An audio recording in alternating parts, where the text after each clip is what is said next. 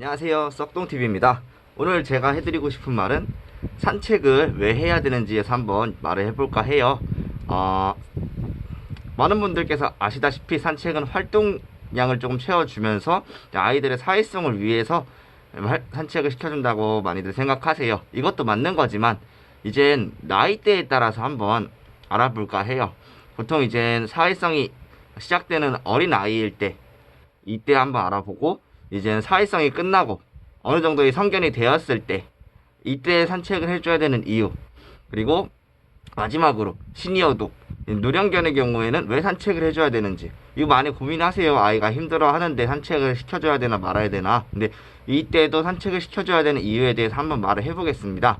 그러면 영상을 시작하기 전에 구독과 좋아요를 먼저 부탁드리면서 시작하겠습니다. 감사합니다.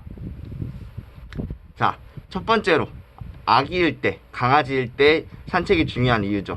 많이들 아시다시피 사회성 때문에 산책을 많이 권유해드리기는 해요. 밖에서 일어나는 많은 일들, 이때 한참 호기심이 많을 때라서 여기저기 그냥 자기가 먼저 겁을 먹지도 않을 뿐더러 오히려 자기가 다가가는 시기거든요. 이때 이런 시기를 어떻게 보내냐에 따라서 아이의 사회성이 전반적으로 이제 좌우된다고 볼 수가 있는데요. 너무 또 산책 나갔다고 해서 무조건 좋아지는 게 아니라 보호자님께서 어떻게 통제를 해주시는지, 어떤 경험을 쌓게 도와주시는지에 따라서도 바뀝니다. 그렇기 때문에 미리 어떤 사회성에 대해서 공부를 하시고 산책을 진행해 주시는 게 좋다고 볼 수 있는 거죠. 그러면 다음으로 두 번째, 아이들이 사회성이 끝나고 성견이 되었을 때예요. 이때 산책을 해야 되는 이유는 그냥 오로지 활동량의 충족, 아이의 행복을 위해서 진행하는 겁니다.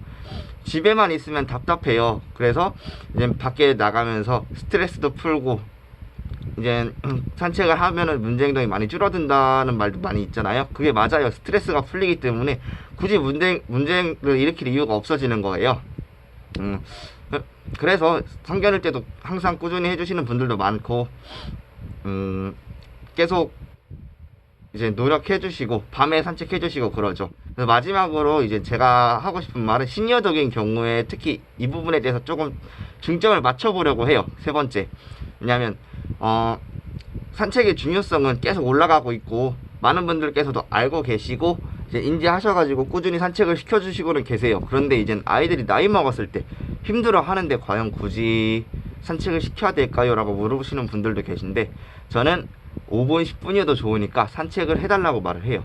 이거는 이제 아이의 활동량도 적기 때문에 오래 해주실 필요도 없고, 그렇기 때문에 또 고민을 하시는 거겠죠. 굳이 움직여야 되나. 근데 아이들 감각기관의 퇴화를 막기 위해서 진행하는 겁니다. 산책은 나가면 냄새 맡고 소리 듣고 여러가지 활동들을 알게 모르게 하게 돼요.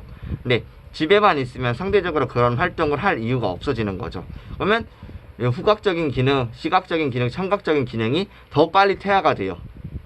그렇기 때문에 꾸준히 산책을 시켜주시고 냄새 맡게 해주시고 소리 듣게 해주시고 하면은 감각기관이 천천히 퇴화되면서 이런 부분이 이제 좀 더 활용이 더 오래 되겠다는 거죠. 그래서 날씨도 많이 더워지고 사실 산책하기 너무 힘든 날씨예요.